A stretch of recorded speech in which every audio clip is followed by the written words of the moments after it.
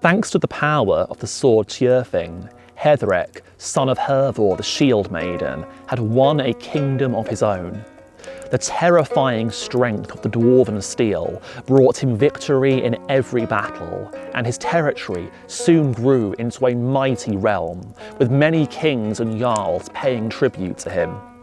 His wives had given him children of his own, a daughter named Hervor, who grew to enjoy combat and battle just as much as the grandmother she was named for, and a son named Angantyr, named for the king's brother, whose life the sword had so cruelly ended due to the evil curse placed upon it so long ago.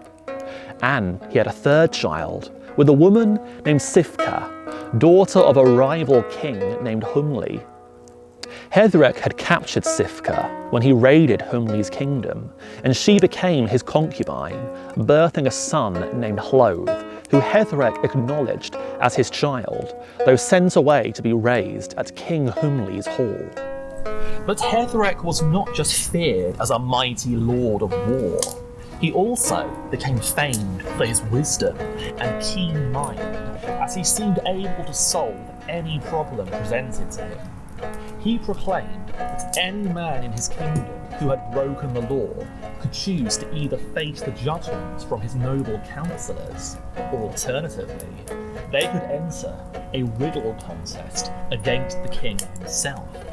If a criminal could craft a riddle which the king was unable to solve, then they would face no punishment for their crimes. And many men tried this over the years, but it seemed no mortal man was able to outwit the king.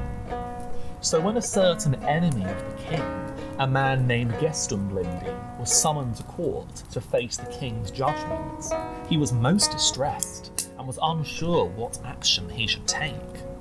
Gestumblindi was not a man known for his cleverness, and he most definitely was guilty of the crimes that he had been accused of. In an act of desperation, he appealed to higher power for guidance and a way out of this mess. So he went to a grove of trees where he had 9 animals sacrificed, and even hung a slave from a tree branch and pierced him with a spear. He shouted, "I offer this sacrifice to the shadowed face, the rope rider, the third one, the terror, the mad one. Please help me, Odin." And that evening, a stranger came to the house of Gestumblindi. He had a spear. He wore a wide-brimmed hat and a blue cloak, and he only had one eye. The stranger said, "Lend me your clothes, Gestumblindi. I plan to visit this king they call the Wise and put him to the test." Gestumblindi did as the stranger commanded, freely giving the man his favourite tunic, trousers, cloak and hat. Some magic was clearly at work here, as the stranger now looked identical to Gestumblindi, and no one could tell them apart. The stranger travelled to meet with the king, announcing, "It is I, Gestumblindi.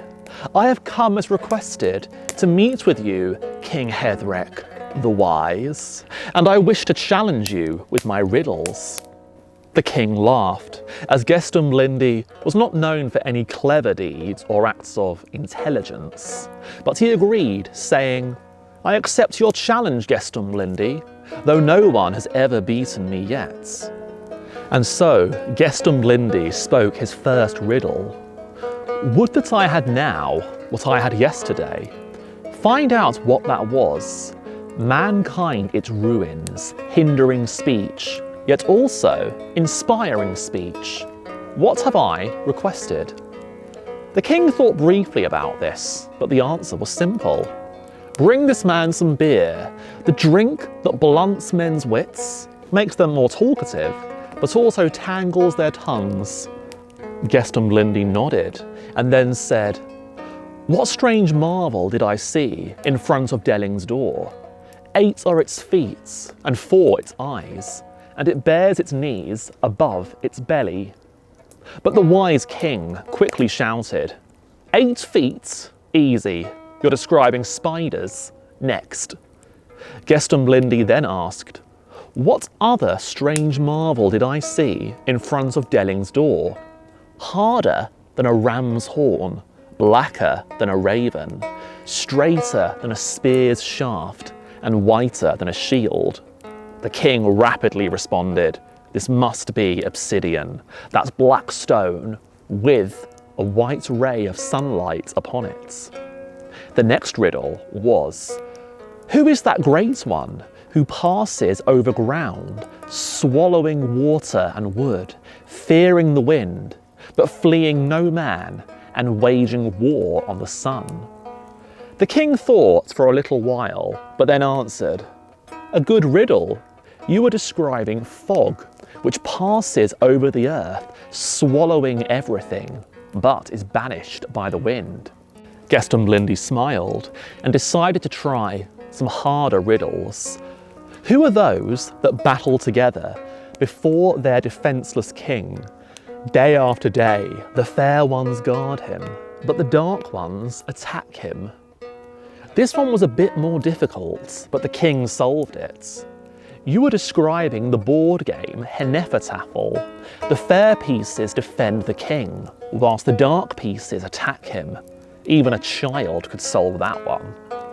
This riddle contest lasted late into the evening, with many baffling riddles that neither you nor I possess the talent to solve, so I shan't bore you with all of them. Though eventually, Gestumblindi crafted his final, most difficult riddles. Who are those two that run on 10 feet, possess 3 eyes, but only 1 tail? Now this was a strange one, but the king managed to work it out. You are describing the one-eyed god Odin riding his 8-legged horse Sleipnir. Together, they have 10 feet, 3 eyes, and 1 tail. And then finally, with a sinister grin, Gestumblindi asked, "What did Odin say into the ear of Balder before he placed him upon the funeral fire?" The king thought this was a strange riddle indeed. You ask an odd question, as no one knows the answer to that, except of course Odin himself. But if you know that answer, then that must mean... And the king realised that he had been deceived, so he quickly grabbed the sword Tyrfing, taking the shining blade from its scabbard, declaring, "Odin, you alone know the answer, vile creature." And he swung the accursed sword at Odin, the fool. Odin dodged the evil blade by shifting from the form of Gestumblindi into the form of a hawk, and he flew up out of the king's reach, where he declared Heiðrek's doom with the words, "You have attacked me, Heiðrek. You would try to slay Odin himself. For this act, you have lost my favour, and I foresee treachery and a sword dripping with your blood. I know your life is as good as over, and your guardian spirits shudder. You shall soon meet your death at the hands of the lowliest of slaves. Farewell, King Heiðrek the Doomed." The king then fed the sword's appetite for blood on a criminal and pondered the doom of Odin. No man can change his fate though, so he tried his hardest not to let the god's prophecy haunt him. He soon went to war with a kingdom in the west, where the sword Tyrfing won him a great victory. Along with the wealth of this foreign land, he captured 9 slaves, all from the noblest families of the West. They hated their new master, longing for their lost freedom. So one night, they resolved to flee and steal as much wealth as they could carry. But one of the slaves saw the golden scabbard amongst the king's most precious belongings, and then reached out to grab this priceless object. The slave pulled out the sword and was in awe of the dreadful light which shone from it. He also felt a compulsion to use the bitter blade to kill another man with it. And who better to kill than their master, who they hated so much? And so, with the shining light of Tyrfing, They snuffed out the light of King Heiðrek the Wise as he lay in his own bedchamber, fulfilling both the doom of Odin and the second hateful deed which the sword was crafted to complete. The king was dead. The sword and all his treasures were gone, but the sword had one more evil deed to complete, its final and most hateful deed, one of the worst to ever occur in the sagas of the northern lands, as brother would fight brother, whilst the valleys would choke with guts and gore.